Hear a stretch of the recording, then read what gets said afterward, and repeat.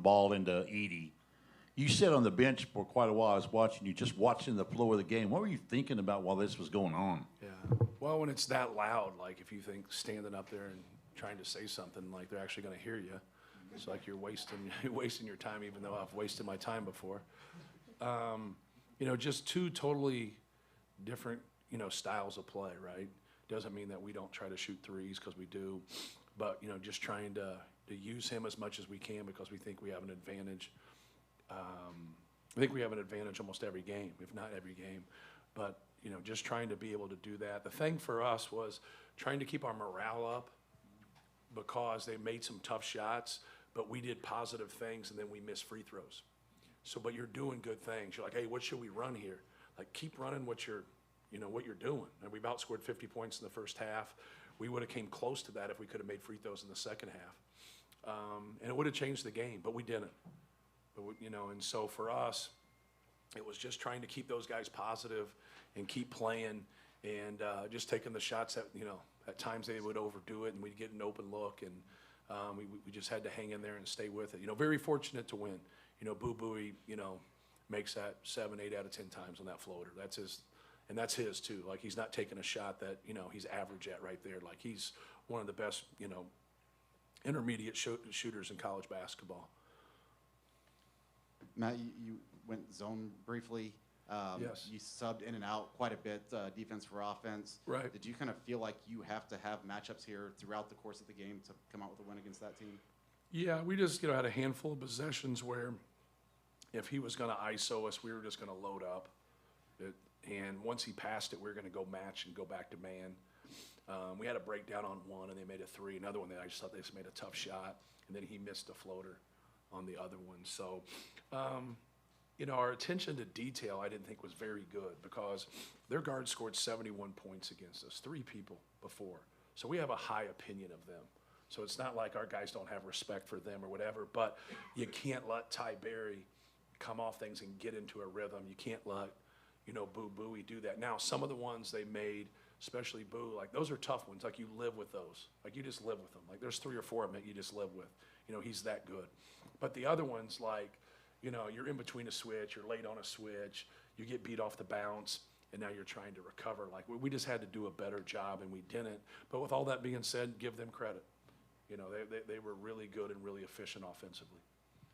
Matt, did Braden play like one of the top 10 point guards in the country? And what did you think about, especially in overtime? I think he had like 4 or 5 assists in the basket. Yeah.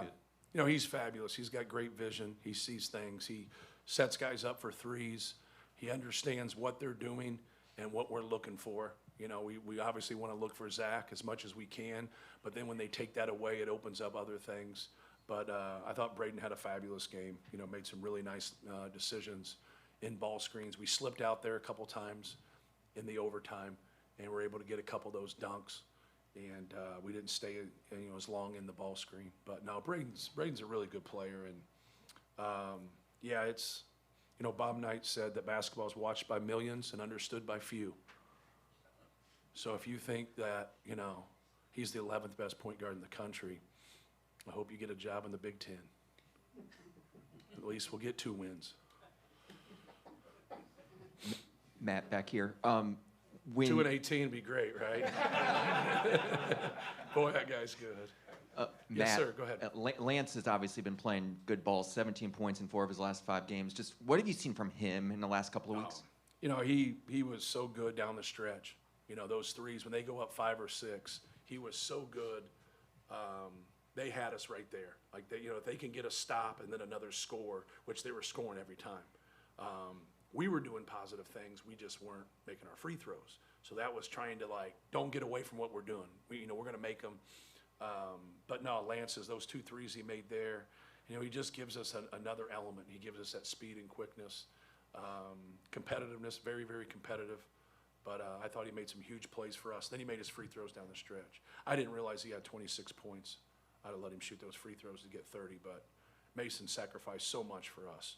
You know, he's a starter and comes off the bench for us, so I wanted to reward him. Matt, over here, Thank you. Every coach I've ever asked about free throws has some variation of, well, get in the gym and shoot more. But Right. There's a big difference between shooting in the gym and pressure free throws that you Right. had in the second half of this game. What kind of approach can you take to dealing with the pressure of free throws and Yeah. key situations? Well, if that's it, and it's not, mechanical, like you go and look at their mechanics and see, Zebo lets the ball come off the side of his hand, so whenever he misses, he doesn't stay under it. So that's what I'm always talking to him about, like stay under it. And that's where he normally misses in his free throws. Trey just has to get in rhythm right there. I thought Trey did some really good things. But I can't have two guys out there that's splitting free throws or missing front ends of 1-and-1. So he got stuck, and, we went back with Mason. But, we do pressure free throws in practice, but, it's not 14,000 people, right? And sometimes at home is a little different because, everybody tries to go quiet because they don't want to, you kind of get used to that noise or you get used to whatever. But just go back in the lab and work on it. Like there's no, when you shoot well or you shoot poorly, you still work on it. That's what the great ones do. The great ones always work on what they're doing. You have a good game, and then, you don't relax. You keep working. You keep getting better. And so, like, I never get too worried about it, just because, like, if you blow an assignment or you don't do what you're supposed to, like, I got a problem with it. You know what I mean? We prepare, we talk, you're intelligent. You got to know what you're doing. But when a guy misses a free throw, no one's trying to miss a free throw. Like, I'm always positive with them. Like, unless they have something mechanical, that they're making a mistake. Because now you get into the psychic if you talk to them about, what they're doing. Like Coach Lusk, one of our assistants, he works with Trey every day. Every day. So, like, I don't say anything to him, because I don't go down there and talk to him while he shoots those all the time. Zach's been with us. He's got into it. And so, like, I say something to him because I've always said something to him because when he first got here, he wasn't a good free throw shooter, and now he is. And I know this is a tough game, but he'll get it corrected. He always does. This might be redundant to what you already said about Braden, but can you just speak to his basketball mind, the way he was Yeah. picking apart their ball screen coverage to start Right. the game, and then when they did different things, he seemed to have answers on the fly. Yeah. P.J. Thompson does a great job with our offense, and it's great because he ran our offense. He was a point guard. So they spend a lot of time together. And P.J.'s really, helped him, and he's got a very natural instinct to make the right play. But sometimes he wants to make it directly all the time. What I mean by that, he wants to make the pass that leads to the basket all the time, when at times he's got to do it indirectly and move the ball. And so, like, he had 16 assists, but how many did he have, like a hockey assist, right? Or think about how many times he passed it and we got fouled. So if we make those shots instead of getting fouled, like this could be an astronomical number. So, like, he does a great job. When we, like, started recruiting him, and I talked to another college coach, that other assistant coach called him a basketball savant.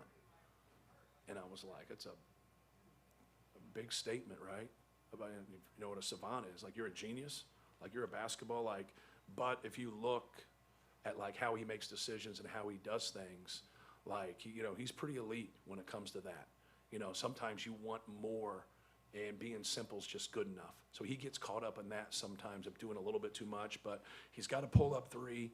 He's got to pull up in the lane. He can get to the basket and make a layup.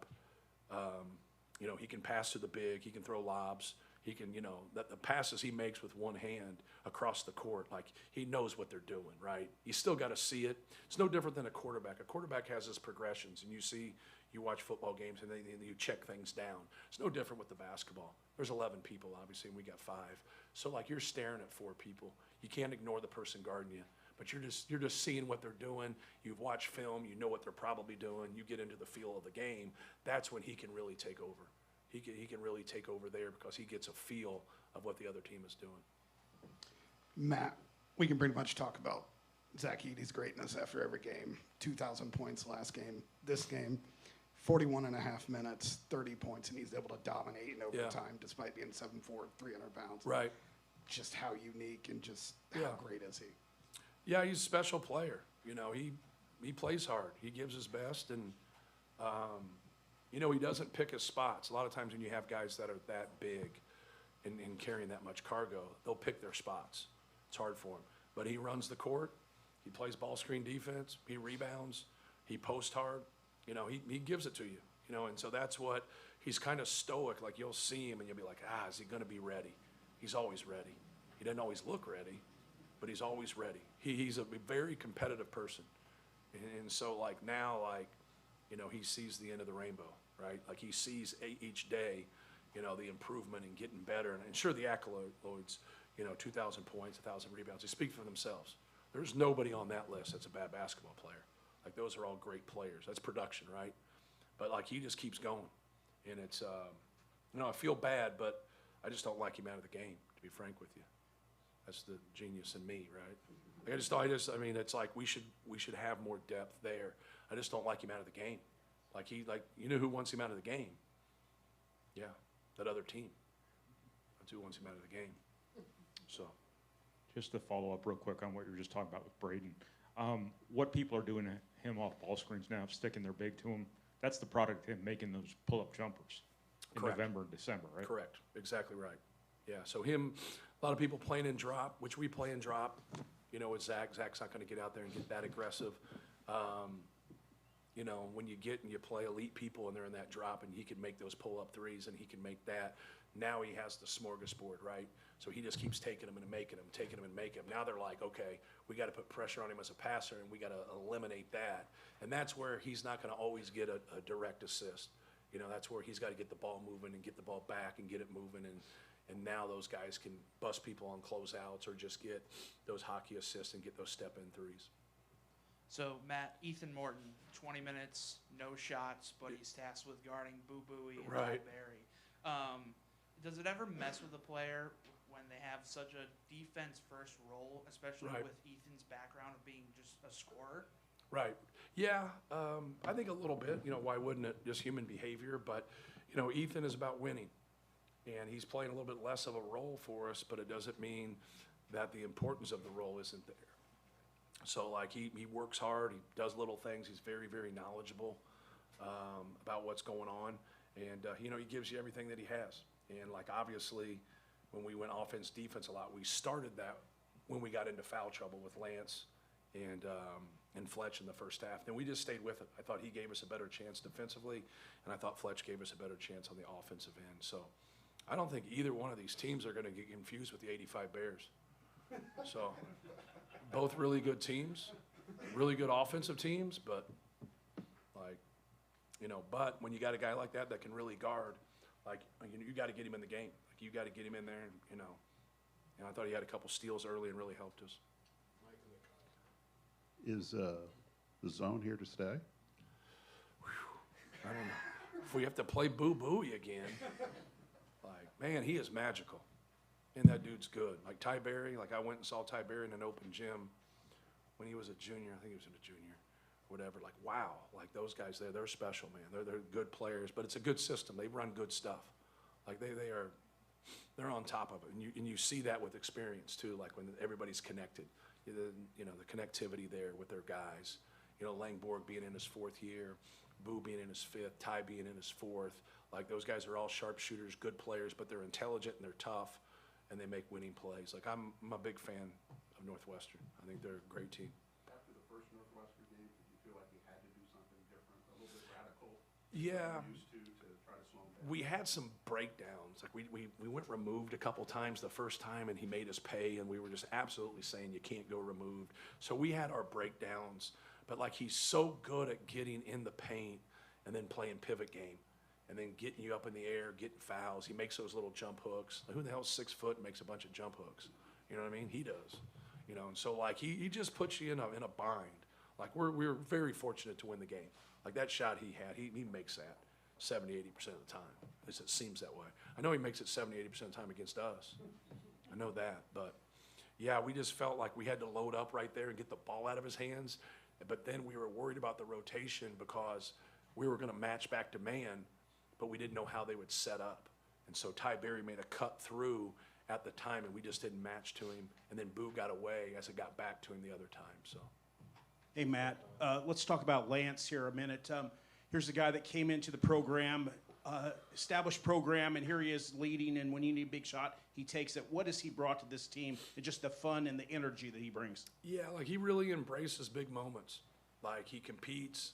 He has fun out there. You know, he made big shots down the stretch. Like they had us, like we talked earlier.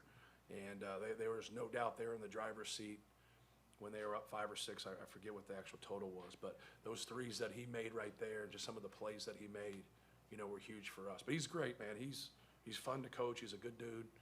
He's been around good programs in high school and college, and fortunate to have him. Thank you. Thank you guys. Thanks, Matt. Matt, do you remember, did you offer Barry? Huh? Did you offer Barry? I remember Steve was through him. I don't know if we did ever dinner. Casey pumping on it. You would ask Steve. Steve offered it. So Yeah. He's a good player. He's a good player. I got to think my years. So, I don't think we did just because. That's Ethan and Jaden. There we go. I don't think we did. We should have.